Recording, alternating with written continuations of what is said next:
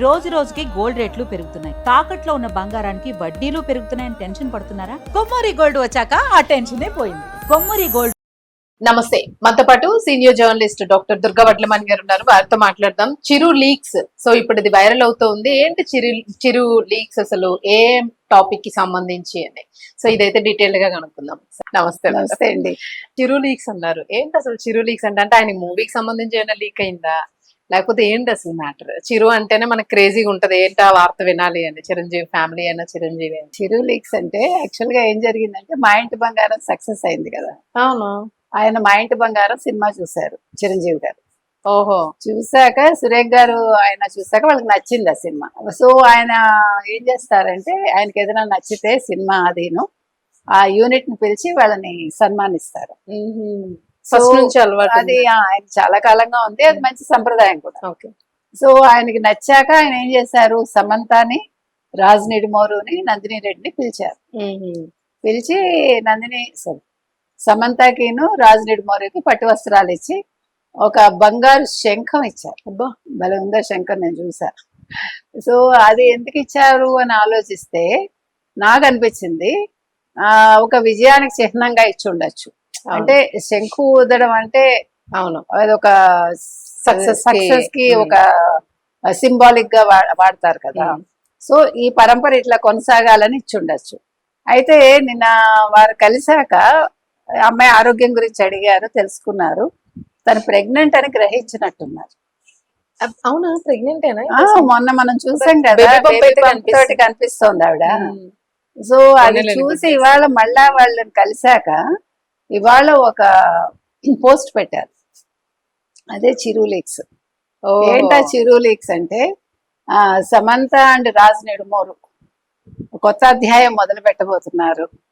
So ఈ కొత్త అధ్యాయంలో వాళ్ళు ఆనందంగా ఉండాలి అని పెట్టారు.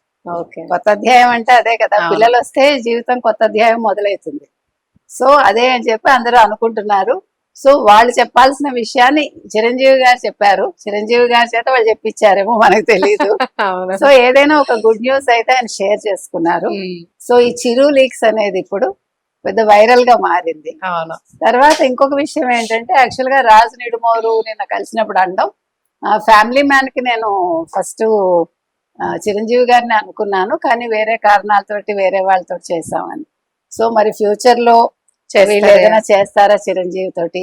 ఇప్పుడు ఏదో ఒక హాలీవుడ్ ప్రాజెక్ట్ కూడా అనుకుంటున్నారు కదా వాళ్ళు. సో మరి ఈయనకి ఏమైనా ఛాన్స్ ఇస్తారా, ఏ రకంగా చేస్తారు అనేది కూడా ఒక సస్పెన్స్ గా ఉంది. సో ఏదో మొత్తానికి ఒక కలయిక అనేది ఇన్ని అంశాలకి తెరలేపింది. ఒకటి వాళ్ళ సినిమా సక్సెస్, రెండు ఆవిడ ప్రెగ్నెంట్ అనే విషయం బయట పెట్టడం, మూడు వాళ్ళ హాలీవుడ్ యాత్రకి ఏమన్నా చిరంజీవి గారిని వాడుకుంటారా, అంటే ఆయన ఒక హీరోగా ఏమైనా తీసుకుంటారా, లేదు ఆయనతో ఏమైనా వెబ్ సిరీస్ చేస్తారా, ఇవన్నీ కూడా అంటే తెలియాలి ఇంకా ఫ్యూచర్ లో. సో ఏదో జరగబోతోంది మొత్తానికి, కొత్తగా ఏదో జరగబోతుంది. అయితే ఎలా ఉంది మేడం, మా ఇంటి బంగారం చూసేసారా? చూసే మాట్లాడంగా మొన్న. బాగుంది సినిమా, ఓకే, చూడొచ్చు ఒకసారి. చూసారా, ఒక అమ్మాయి అంత హౌస్ వైఫ్ కి అన్ని పనులు చక్క పెట్టుకుని కోడల్లాగా ఉంటే ఎంత అందరికి ఎంత నచ్చుతుందో. సహజం కదండి. ఇప్పుడు మనం ఎంత ఎత్తుకు ఎదిగినా కుటుంబంలో మనం నార్మల్ గానే ఉండాలి. అంటే ఎంఎస్ సుబ్బలక్ష్మి గారు గుర్తున్నారు కదా మీకు, ఎన్నోసార్లు నాకు ఎన్నిసార్లు చెప్పినా నాకు ఇష్టమే ఆవిడ గురించి చెప్పడం. ఆవిడ పొద్దున్నే లేచి చక్కగా బయట తుడిచి వాకిలి ఊడ్చి ముగ్గు పెడతారు అందంగా. ఆవిడే కడుక్కుంటారు. ఆవిడ ఎంత అందంగా ఉంటారో పని కూడా అంత అందంగా చేస్తారు.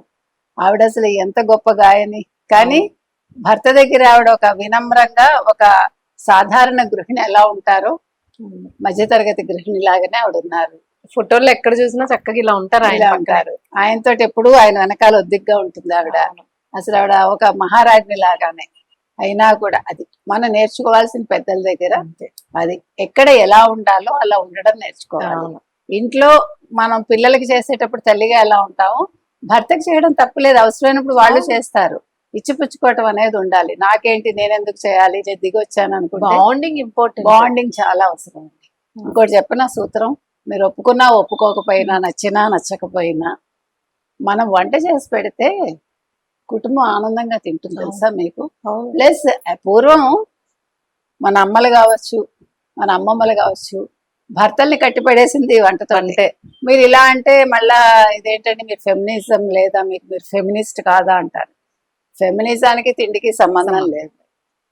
ఇప్పుడు లెఫ్టిస్టులు కూడా ఒకవేళ ఇంటర్ కాస్ట్ మ్యారేజ్ చేసుకుంటే భార్య నాన్ వెజ్ వండమనే చెప్తారు వాళ్ళు.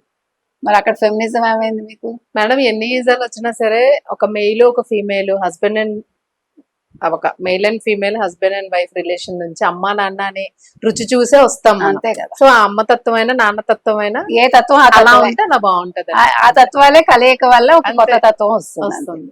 సో తప్పదు. మీరు గృహిణిగా అవ్వారు అంటే వంట నేర్చుకోవడంలో తప్పులేదు, ఇంటి పనులు చేయడంలో తప్పులేదు. అవసరమైతే చేయాలి, అవసరం కాకపోతే వదిలేయాలి. అంతేగాని రాదు అనుకోకూడదు, అనుకోకూడదు. లేదు ఈగోలకి వెళ్ళక్కర్లేదు. రాదు నేను ఎందుకు చేయాలని అనుకో కొన్ని సూత్రాలు నేర్చుకోవాలి. అంతే.